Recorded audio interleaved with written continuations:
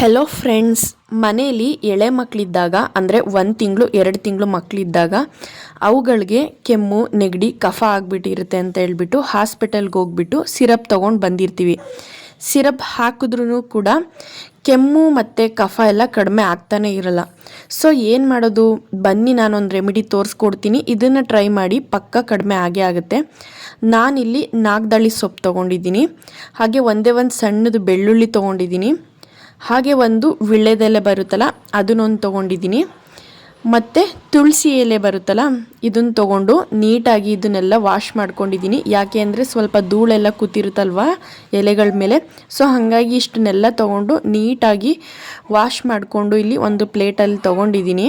So guys, ಮುಂಚೆ ಎಲ್ಲ ಹೆಂಗಾಗ್ತಿತ್ತು ಅಂದರೆ ಪಾಪುಗಳಿಗೆ ಸ್ನಾನ ಮಾಡಿಸುವಾಗ ದೊಡ್ಡವ್ರು ಇರ್ತಿದ್ರಲ್ಲ ಸ್ನಾನ ಮಾಡಿಸೋರು, ಅವರು ಡೈರೆಕ್ಟಾಗಿ ಮಕ್ಕಳು ಗಂಟ್ಲಿಗೆ ಬೆರಳು ಹಾಕ್ಬಿಟ್ಟು ಕಫನ ತೆಗೆದು ಬಿಡ್ತಿದ್ರು. ಸೊ ಹಾಗಾಗಿ ಹಿಂದೆ ಎಲ್ಲ ಏನು ಜಾಸ್ತಿ ಕಫ ಎಲ್ಲ ಉಳ್ಕೋತಿರ್ಲಿಲ್ಲ ಮಕ್ಕಳಲ್ಲಿ. ಬಟ್ ಇವಾಗ ಏನಾಗುತ್ತೆ ಅಂದರೆ ಹಾಸ್ಪಿಟಲ್ ಹೋಗಿ ಡಾಕ್ಟ್ರ್ ಹತ್ರ ತೋರಿಸಿ ಸಿರಪ್ ಹಾಕಿದ್ರೂ ಕೂಡ ಸಮ್ಟೈಮ್ಸ್ ಕಡಿಮೆ ಆಗಲ್ಲ. ಸೊ ಆವಾಗ ನಾವು ಇದನ್ನು ಟ್ರೈ ಮಾಡಲೇಬೇಕಾಗತ್ತೆ, ಬೇರೆ ದಾರಿ ಇರಲ್ಲ. ಗೈಸ್, ಈ ನಾಗದಳ್ಳಿ ಸೊಪ್ಪಿಂದ ತುಂಬ ಯೂಸಸ್ ಇದೆ ಅಂತಲೇ ಹೇಳ್ಬೋದು. ಎಸ್ಪೆಷಲಿ ಈ ಮಕ್ಳಿಗಂತೂ ತುಂಬ ಯೂಸ್ ಆಗುತ್ತೆ. ಈ ಕೆಮ್ಮು ಶೀತದ ಜೊತೆಗೆ ಜ್ವರ ಬಂದಾಗಲೂ ಕೂಡ ಇದನ್ನು ಯೂಸ್ ಮಾಡ್ತಾರೆ. ಜ್ವರ ಬಂದಾಗ ಇದನ್ನು ತೆಗೆದುಬಿಟ್ಟು ಇದ್ರ ರಸನ ಕುಡಿಸಿದ್ರೆ ಕಡಿಮೆ ಆಗುತ್ತೆ. ಹಾಗೆ ಚಿಕ್ಕ ಮಕ್ಕಳಿಗೆ ಬಾಲಗ್ರಹ ಎಲ್ಲ ಆಗುತ್ತೆ ನೋಡಿ, ಆ ಟೈಮಲ್ಲಿ ಈ ಸೊಪ್ಪನ್ನ ಮಕ್ಕಳು ಎದೆ ಭಾಗಕ್ಕೆ ಮತ್ತು ಕಾಲಿಗೆ ಕೈಗೆ ಎಲ್ಲ ಉಜ್ಜೋದ್ರಿಂದ ಕಡಿಮೆ ಆಗುತ್ತೆ. ಮತ್ತು ವಿಳ್ಯದೆಲೆ ತುಳಸಿ ಎಲೆಯಲ್ಲೂ ಕೂಡ ತುಂಬ ಉಪಯೋಗ ಇದೆ ಅಂತಲೇ ಹೇಳ್ಬೋದು. ಇದರಿಂದ ಜೀರ್ಣಶಕ್ತಿಗೂ ತುಂಬ ಯೂಸಸ್ ಆಗುತ್ತೆ. ಮತ್ತು ಕಾನ್ಸ್ಟಿಪೇಷನ್ ಥರ ಏನಾದರೂ ಆಗಿ ಮಕ್ಳುಗಳೇನಾದರೂ ಹೊಟ್ಟೆ ನೋವು ಬಂದು ಅಳ್ತಿದ್ರೆ ಇದ್ರ ರಸ ಕುಡಿಸೋದ್ರಿಂದನೂ ಕೂಡ ಕಡಿಮೆನೇ ಆಗುತ್ತೆ. ಸೊ ನಾನಿವಾಗ ಆ ಎಲೆಗಳನ್ನೆಲ್ಲ ಕಲ್ ಮೇಲೆ ಇಟ್ಬಿಟ್ಟು ಚೆನ್ನಾಗಿ ಅದು ರಸ ಬರೋ ತನಕನೂ ತೇಯಬೇಕು. ಇವಾಗ ಚೂರೇ ಚೂರು ಅರಿಶಿನ ಪುಡಿ ಹಾಕೋತಾ ಇದ್ದೀನಿ. ಇದೆಲ್ಲ ಆದಮೇಲೆ ನೋಡಿ, ಇದನ್ನು ಚೆನ್ನಾಗಿ ತೇಯ್ದ ಮೇಲೆ ಈ ರೀತಿ ಬರುತ್ತೆ ರಸ. ಮಕ್ಕಳಿಗೆ ಈ ರಸನ ಡೈರೆಕ್ಟಾಗಿ ಕುಡಿಸೋದಕ್ಕೆ ಸ್ವಲ್ಪ ಕಹಿ ಮತ್ತು ಖಾರ ಅನಿಸುತ್ತಲ್ವ. ಸೊ ಹಾಗಾಗಿನೇ ಏನು ಮಾಡಬೇಕು ಅಂದರೆ ಸ್ವಲ್ಪ ಬ್ರೆಸ್ಟ್ ಮಿಲ್ಕ್ನ ಆ್ಯಡ್ ಮಾಡಿ ಇದಕ್ಕೆ. ಆವಾಗ ಚೂರು ಅದು ಕಹಿ ಅಂಶ ಇರುತ್ತಲ್ಲ ಅದು ಸ್ವಲ್ಪ ಕಡಿಮೆ ಆಗುತ್ತೆ.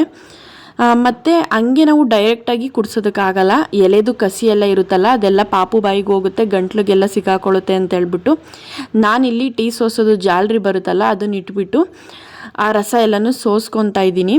ಸೋಸ್ಬಿಟ್ಟು ಚೆನ್ನಾಗಿ ಅದ್ರದ್ದು ರಸ ಎಲ್ಲನೂ ಹಿಂಡ್ಕೊಳ್ಳಿ ಎಲೆಯಿಂದ.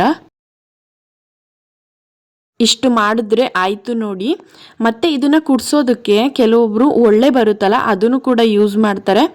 ಬಟ್ ನಮಗೆ ಅದು ಕಂಫರ್ಟಬಲ್ ಅನ್ಸಲ್ಲ ಅಲ್ವಾ. ಸೊ ಹಾಗಾಗಿ ಈ ಮಕ್ಕಳದು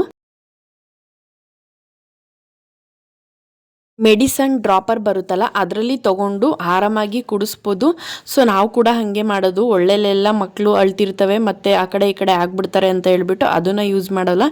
ನಮಗಿದೇ ಕಂಫರ್ಟಬಲ್ ಅನಿಸುತ್ತೆ ಅಂತ ಹೇಳ್ಬಿಟ್ಟು ನಾವು ಇದನ್ನೇ ತೊಗೊಂಡು ಮಕ್ಕಳು ಬಾಯಿಗೆ ಹಾಕಿದ್ರೆ ಆರಾಮಾಗಿ ಅದು ಬಾಯೊಳಗಡೆ ನೀಟಾಗಿ ಹೋಗುತ್ತೆ. ಇದನ್ನು ಒಂದು 5 ಹನಿ ಹಾಕಿ, ಮತ್ತು ಇದು ಯಾವ ರೀತಿ ಕಫ ಬರುತ್ತೆ ಅಂದರೆ ಮಕ್ಕಳುಗಳು ಹಾಲು ಮಳಿಸ್ತಾವಲ್ಲ ಆ ರೀತಿ, ಅಥವಾ ವಾಮಿಟ್ ಮಾಡೋ ಥರ ಅದರಲ್ಲಿ ಬರುತ್ತೆ. ಇಲ್ಲ ಅಂದರೆ ಅವು ಮೋಷನ್ಗೆ ಹೋಗ್ತಾವಲ್ಲ ಅದರಲ್ಲಾದರೂ ಕಫ ಬಂದುಬಿಡುತ್ತೆ. ನಮ್ಮ ಮಗುಗೂ ಕೂಡ ಹೀಗೆ ಆಗಿತ್ತು.